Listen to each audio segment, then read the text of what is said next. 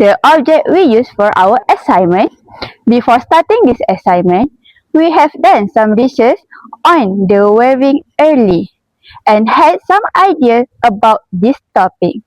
Firstly, we have studied a journal on the analysis of frieze pattern, crystallographic pattern, and philosophical value on the several motif circular village. This journal specifically state about the culture and tradition of the SYAZA people, where they use woven fabric and there are geometrical motifs and patterns are found. The transformation of patterns are clearly shown in this journal, which help us to understand and the assignment in details. So, this is one of the reasons we choose this particular topic. Therefore, we try to use the same approach and took as a reference for this assignment on weaving. Assalamualaikum warahmatullahi wabarakatuh. Our group main team was TENUNAN and we choose KAIN SONGKET as our topic. So today I would like to introduce what is SONGKET. So as we know, SONGKET is a traditional fabric from Malaysia and it is woven by Malaysian weavers. It is SONGKET also made either from silk or cotton. Next, gold or silver thread are used to create beautiful patterns and it is an important part of Malaysia culture. The word SONGKET comes from menyongket, meaning insert gold threads while weaving. Next, we want to know where is location and origin of SONGKET.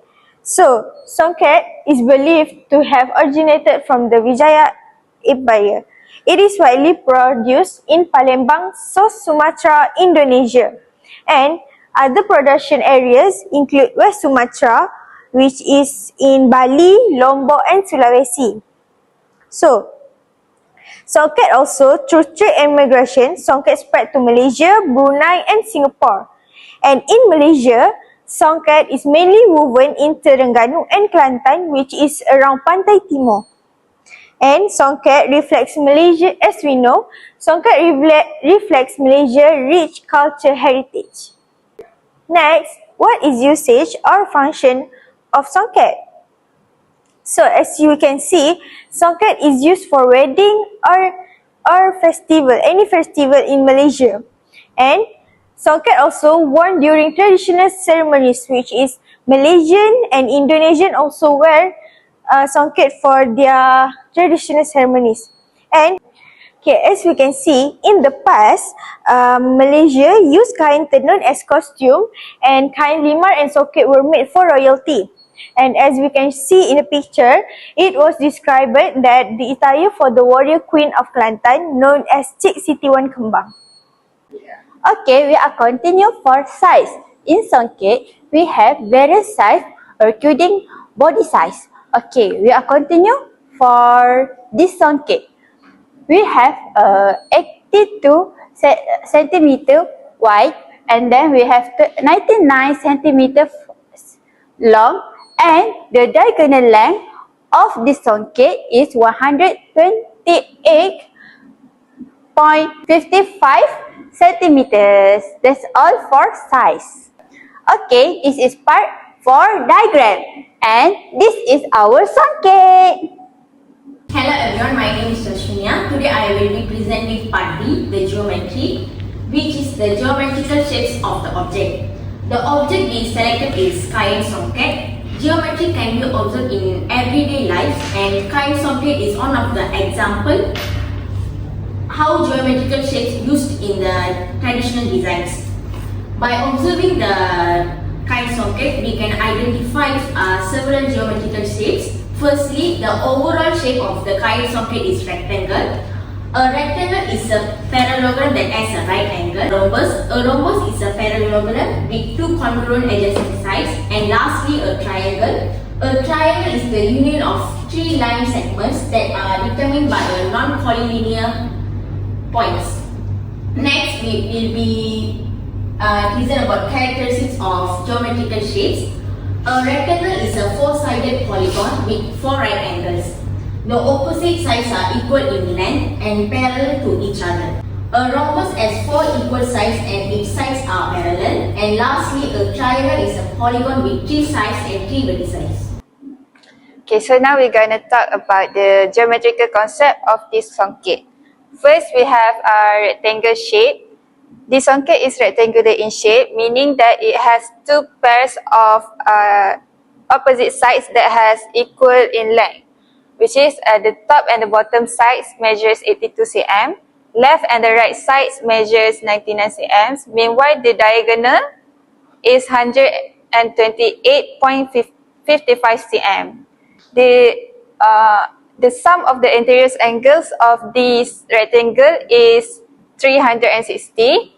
Given these angles, each angles of this corner is 90 degrees. So the diagonal of a rectangle are congruent, each measuring 128.55 cm. For the perimeter, we have formula P equals to 2L times W, which L is the length and W is the width. So we will get 16,236 cm. And lastly, the area given by A equals to BH. So we will get 8,118 cm square. So moving to the next shape is rhombus. By definition, a rhombus is a parallelogram with two congruent adjacent sides. Since this is also a square, each side of this rhombus measures 4.5 cm. Meanwhile, the interior angles each measures 90 degrees. So the sum of the interior angles of a rhombus is 360, and the diagonals of a rhombus are perpendicular bisector of each other. Thus, each diagonal measures 6.36 cm, which bisect into 3.18 cm. So for the perimeter of the rhombus, given by P equals to 4L, which L is the length, and we will get 18 cm. And lastly, the area given by A equals to E square, and we will get 20.25 cm square. And our last shape is a triangle. This triangle is classified as isosceles triangle because it has two equal measures length, which is 7 cm, and the base is 4.5 cm, meanwhile the height is 6.5 cm. The sum of interior angles for the triangle is 180 degrees. For the perimeter, we have P equals to A plus B plus C, which is the sides, and we will get 18.5 cm. And lastly, the area are given by A equals to half BH, which is the base and the height. So we will get 14.625 cm square. Hello, I'm Sangeetha. So this section focuses on the transformation of motif and patterns of a KAIN songket. So the motif forms a repeating patterns through geometrical transformations such as translation, reflection and rotation. So based on the study by Fauci, we have found that woven fabric can be analyzed using the mathematical concept and also geometric patterns. So we use the same approach to identify the transformation in the KAIN songket. So we have examined four zones of the KAIN songket, which are diamond motif, rhombus lattice, petal shape motif and also zigzag triangle motif. So let us look at the first part where we have did a transformation in motif for the four motif. So the first one, we have a reflection and rotation in this part. As for reflection, we have drawn a vertical line and also a horizontal line to identify the mirror images of the motifs. So this is the example for rhombus lattice. As for rotation, we did 90 degrees and 180 degrees. As for the anti-clockwise and also clockwise. And as we turn the fabric, we have found that the motif remain unchanged. So we use the same concept for the other three zones. Petal shape motif, zigzag triangle motif and also a diamond motif. So for diamond motif, we have done two lines, vertical line and horizontal line to identify the reflection. So So for the second part, transformation in patterns. So as for you, we focus on the patterns. For in this part, we have found there's a translation and reflection.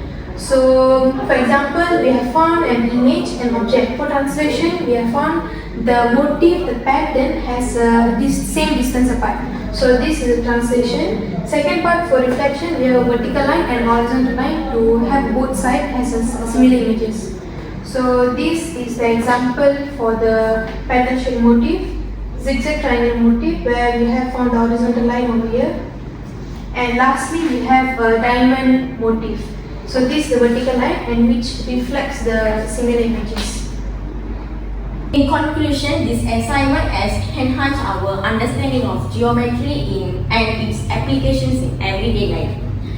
Through the study of the traditional woven textile fabric, we discovered that geometry, shapes, measurements, symmetry and transformations are important elements in creating attractive and meaningful designs. The investigation showed that geometry is not only a mathematical subject taught in the classroom, but also exists in many real-life objects such as textiles, buildings, decorations and artworks. Therefore, geometry plays an important role in helping us understand and appreciate the patterns and structures that surround us in our daily lives.